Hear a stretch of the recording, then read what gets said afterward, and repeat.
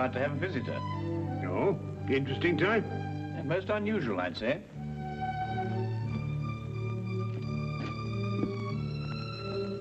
I don't see anyone. My dear Watson, the street is hardly deserted.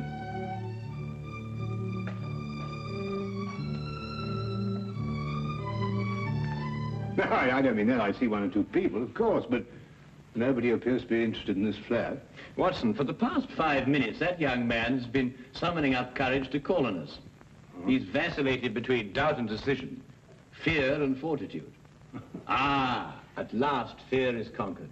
Fortitude is the victor. Well, I suppose you've deduced the whole thing. Who he is, what he wants, where he comes from. As a matter of fact, I haven't the least idea. But with so unusual a client, I fully expect a most unusual case. If he comes here. Wait. Ah, the first step.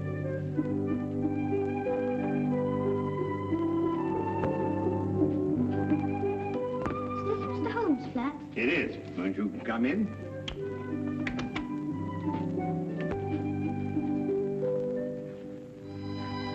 Hello. Are you Mr. Sherlock Holmes? Yes, and that is Dr. Watson. How'd you do? Anything the matter? No. It's just that... Yes? Well, I thought you'd be much stronger looking. Oh, well, I'm really quite strong, you know. I can tear dictionaries in half. Can you really? Yes, of course, and I'd show you if I had a dictionary handy. Well, what I've come to see you about will take brains. Well, I think Mr. Holmes has an ample supply of those. Now, wouldn't you like to sit down? Oh, thank you. Well there, my boy. Cup of tea? No, thank you, sir. I'd like to get right down to business. Oh, good. Well, my name is Andrew Fenwick. I'm 11 years old, and I live at number 17 Dudley Court, Upper Spimment Street. Splendid. Now, what appears to be your difficulty? Mr. Holmes, my father's disappeared. Disappeared? Yes, sir. His name is Herbert Fenwick. He's a bookkeeper at Rondale Industries. He's tall and wears glasses. Will you find him for me? I'll do my best, Andrew, but first you'd better tell me the whole story and anything else that may matter. Well, sir, Dad's always been the happiest and most wonderful person in the world. Each night he'd come home and joke and tell funny stories. And every Sunday we'd take bicycle trips or fly our kites or something like that. You might see he was a pal of mine instead of just a father. I understand. Go on. Well, sir, starting a few months ago, Dad began to act in a very peculiar manner. You mean he stopped being your pal? It was more than that, Mr. Holmes. Dad began to leave the house for days at a time. He wouldn't tell Mum and me where he was going or when he'd come back. Just acted mysterious and was as jumpy as a cat. When was the last time you saw your father? Over 3 weeks ago. That's why I'm so worried. Usually he'd be gone for a day or two. Mr. Holmes, I'll give odds he's in some sort of trouble. And I bet Jack Driscoll is behind it all. Jack Driscoll? Yes, sir. Just before Dad left, the last time, he told Mum and me what to say in case this Jack Driscoll came round the house looking for him. We were to say that Dad had gone to Scotland to visit his brother. And that's got me worried too. Why? Because Dad hasn't got a brother. Have you ever seen this Mr. Driscoll? No, sir, I haven't. I don't know a thing about him, but I don't like him. Why hasn't your mother been to the police about this? I suppose that's because Dad told her not to do a thing about it. That no matter what seemed to happen, she was just to wait and have faith. But it's over 3 weeks ago.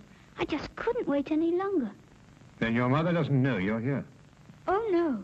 If I told her, she'd try to tartan me off for sure. Besides, she's been quite ill, and I wouldn't want to upset her. Your mother hasn't been well? No, sir. The doctor said she had pleurisy or something like that. She's been very sick.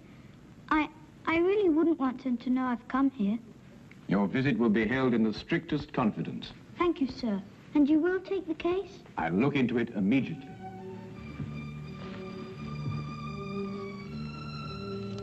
I hope this will be enough to retain your services. Oh, well, no, that won't be necessary, Andrew. But I insist. It's £2 6 shillings. It's all my own money, and I saved every bit of it. Now, I think you'd better hold on to it. Perhaps you can do me a good turn someday. No, sir. A business deal is a business deal. Pay on the line and no welching on dips, I always say. Very well, Andrew. It's a deal. But £2 6 shillings is far too much. I'll settle for £1. Really? £1 enough? Quite enough, Andrew. Thank you. Thank you, sir. I'll let you know as soon as I hear anything, Andrew. Goodbye, my boy. Bye, sir. Well, Watson, we'll find that boy's father if you have to search every gambling den in England. Gambling den? Yes, didn't you notice his clothing? Well, I suppose so. Nothing extraordinary there. On the contrary. The shoes were most expensive, but the coat was threadbare. The trousers came from the best haberdashery, and the cap was ancient, attesting to the father's streaks of good luck and bad luck. Yes, but that's not sufficient evidence to label Fenwick a gambler. Quite right, but there were other indications. Young Andrew's speech, if you may recall, was sprinkled with the peculiar jargon of the gambler. Such terms as touted off, I'll give you odds, and welching on a debt. The boy obviously learned from his father. I see. Further, I'd say the man's mysterious trips were to various sporting events held outside of London. Horse races, dog races, and so on. Yes, Holmes, but why should an apparently contented man like Fenwick suddenly turn to gambling? Well, my guess is that the mother's serious illness created a heavy drain on Mr. Fenwick's slender financial resources. He probably hoped for the gambler's classic killing. Well, Holmes, you've certainly answered everything. I'm afraid not, Watson. 2 questions yet remain unanswered. Where is Mr. Herbert Fenwick, and who is the shadowy Mr. Jack Driscoll? Where to, Holmes? To Inspector Lestrade's office. In this particular case, he may be just the chap to help us. Now, that's what a gambler would call a long shot.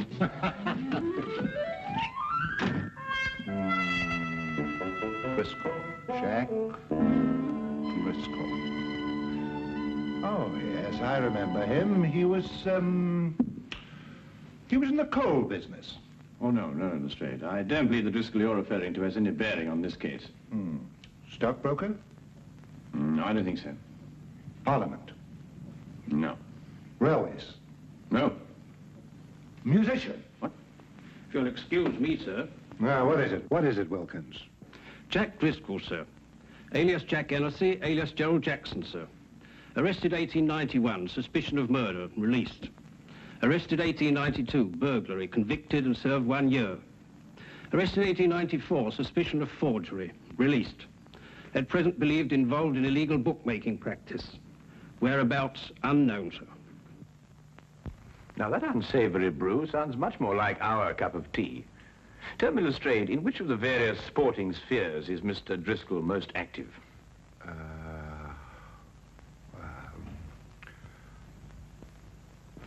Rumour has it that Mr. Driscoll is concentrating his efforts on prize fight matches, sir. Well, thank you very much for your assistance, Inspector. And you too, Wilkins. Good afternoon, gentlemen. Well, if I know you, Holmes, I suppose now we'll be attending a prize fight. Quite right, Watson. This very evening, hulking Harry Thornton meets Powerhouse Percy O'Noonan at Londonderry Gardens. Powerhouse happens to be a personal friend of mine. You know a fighter personally? My dear fellow, I once blackened his eye for him.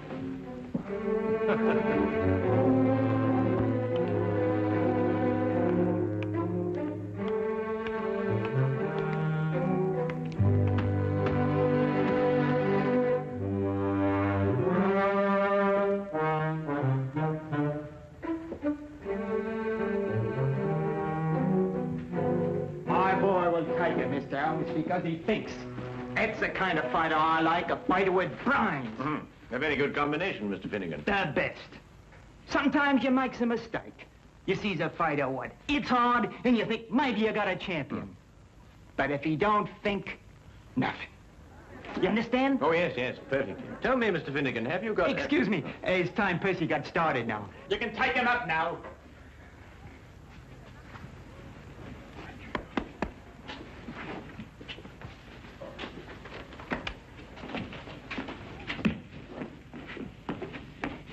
Brains? Oh, no, Watson, just a comparative judgment, you know. Well, I'll have to say goodbye to you now, Mr. Holmes, but thanks for dropping in. Not at all. Your boy was highly recommended to me. Who told you about him? Herbert Fennick? Who? Herbert Fennick. Herbert Fennick? You know him? Of course. I was just saying that. Excuse me, Mr. Holmes, I've got to be going now. Curious reaction. Perhaps not so curious, Watson. The proper use of that name may open several tightly barred doors. Proper use? What do you mean, Holmes? Well, if I'm correct, you'll soon see for yourself. Just let's continue to drop the name. Watch your chin.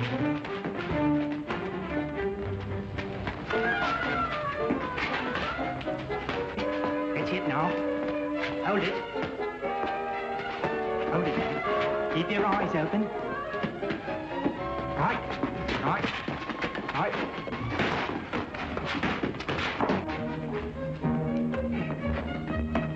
Watch it now, Percy. Watch it. That's it. That's it. Hold it now. Hold it.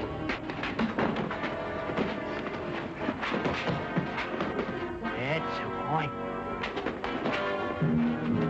Keep your eyes open. Keep your eyes open. Now! I tell you to keep your eyes open. Get up!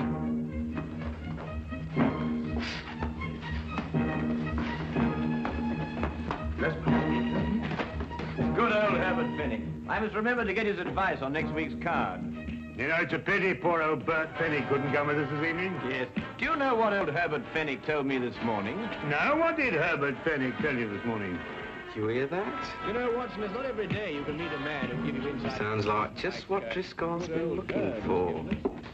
I told you that he met it. You remember I said... What are you waiting for? ...that we met a chap like... Don't like taking them here. They might get roughed a bit later, then somebody says they saw him leave with us. Do you think the street would be any better? You know him? Mr. Holmes, the big one is. He knew Percy. Didn't catch the other bloke's name, but he looks like a fighter I used to know. Got the sack for using unfair tactics. I figured he was a bad one. Got a nasty look about him. Well, if he tries anything, don't expect any Marquis of Queensberry out of him. Use some of your own tactics. Righto. Get to it now before the Upton leaves. Let him know we mean business right from the outset.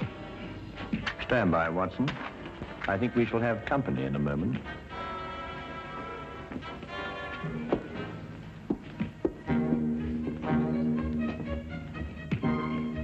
I beg your pardon? Herbert Fennick a friend of yours? Yes, but I don't see why. You come with us. Certainly not. Who are you? It will be much easier on you if you don't make a fuss. Where are we going? To see a gentleman who would like to talk to you about Mr. Fenwick.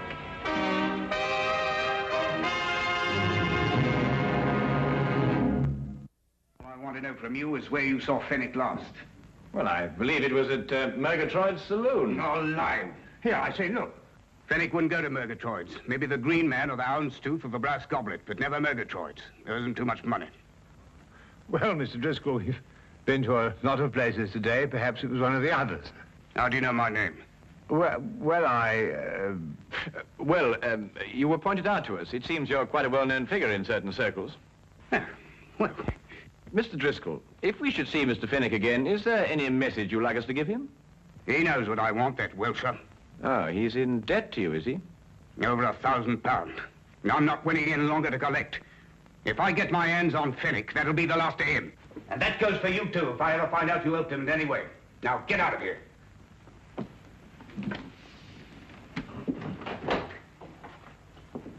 Good evening, gentlemen. People just don't have any manners anymore. And this is not the time to instruct them. Come, Watson. Well, I only hope we're going to a place where they appreciate proper behavior and the finer things of life.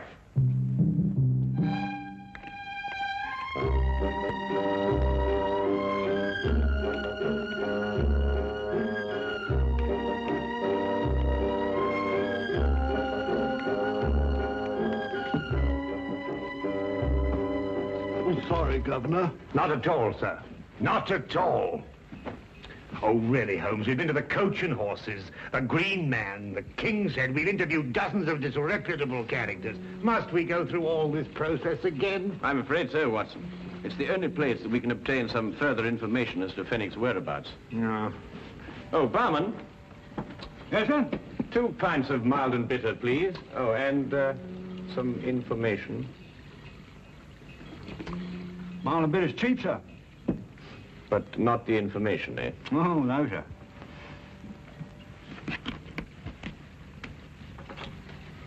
Herbert Fenwick. Oh, the poor chap. What do you mean? It was along here not a few weeks ago. We were talking in confidential like. Told me he booked a passage to America. Too bad he won't be able to use it now. Oh? Why not? Let me say you haven't heard. No. Fenwick's dead. Suicide a few hours ago. But how? Where? He rented a room not far from here. And he went down to the Thames and threw himself in. Left a note saying he was in trouble, couldn't go on. Let's see. Have they found his body? Oh, no, not yet. Only his hat floating in the water. Poor chap, wasn't a bad sort of a chap, you know, but gambler. Had a run of bad luck. Come, Watson, we must hurry, or Fenwick's luck may turn from bad to worse. Bad to worse, he's dead.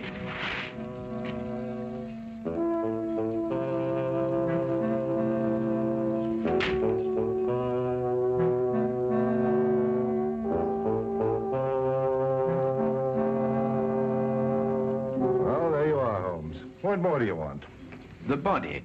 Oh, we'll soon find that. There's no doubt about that. The river patrol's dragging the Thames already. I assure you, Inspector, Herbert Fenwick is still alive. Then why should he write a suicide note? Surely the question is, why should Fenwick write a suicide note in such explicit detail? Listen, this is a terrible thing to do, but I have made up my mind. It is the only way to end my difficulties. Today at 6 p.m., I'm going to the Thames. I will jump from the Hertford Bridge. Forgive me, but have faith. Signed, Herbert L. Fenwick. No, Holmes, I can't follow that line of reasoning. Then perhaps this may convince you. Take a look at that hatband with Fenwick's name on it. You'll notice that it's absolutely brand new, whereas the hat, of course, is unmistakably old. You mean that, Holmes, that Fenwick here had his name put into his band in the last 2 or 3 days? Exactly. Merely a ruse to make people believe that he committed suicide. Yes, but why should a man say he's dead if he isn't? Well, to avoid his muscular creditors, for one thing. If they believed the reports of his death, they'd have no choice but to write him off as a total loss.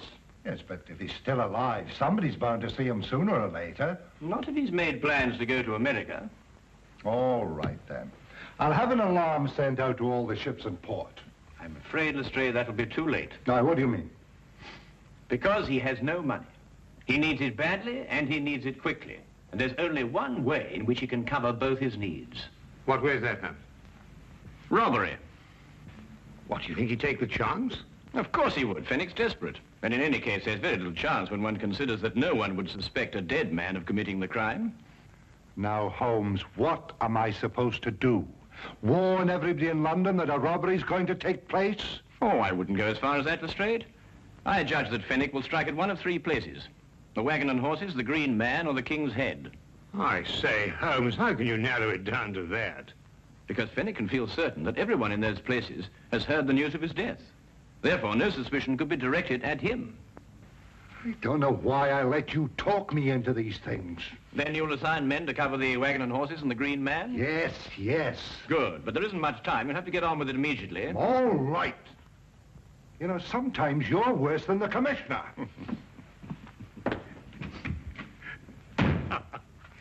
Tell me, Holmes, what about the King's Head? Ah, that will be our little project, Watson. But first, I want you to carry out a mission of the utmost importance. Now, listen to me closely.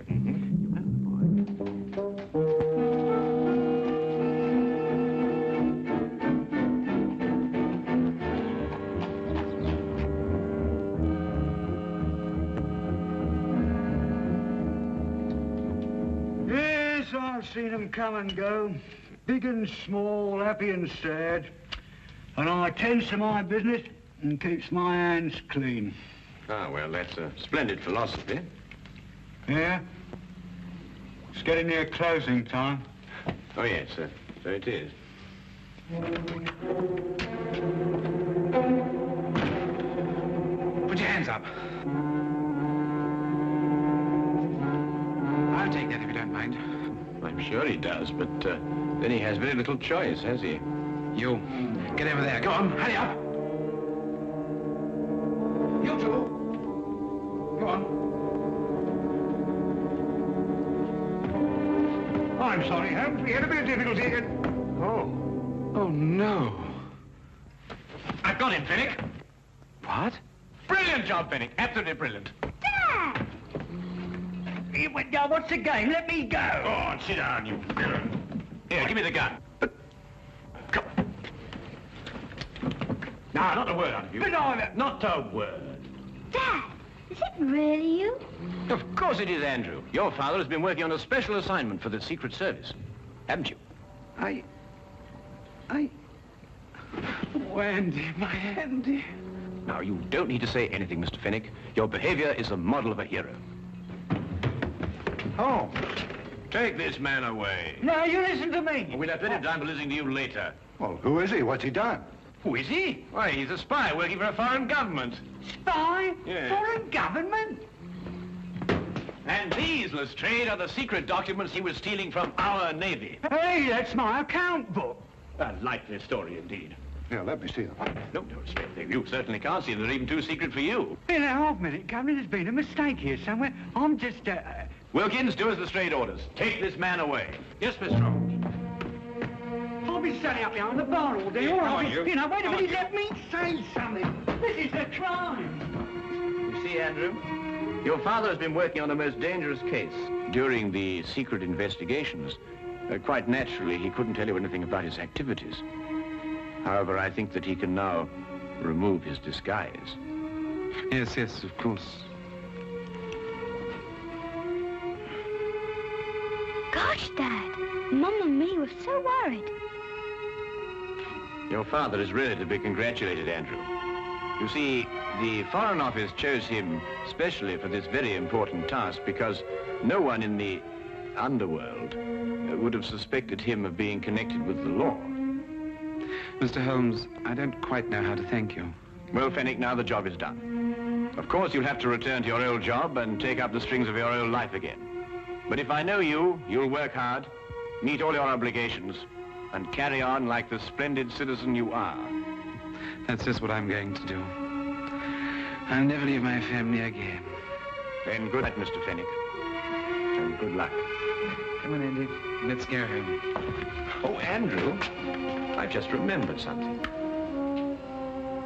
Here's your pound bag. Golly. Come on, sir. Stray, I've just had a sudden thought. I think perhaps you'd better release that bartender. He must be getting rather upset by now. Holmes, either you've gone insane or I have. No more insane than usual. After all, everyone is entitled to make a mistake. Scotland Yard does sometimes, you know. I'm at least entitled to one. Good night, Inspector.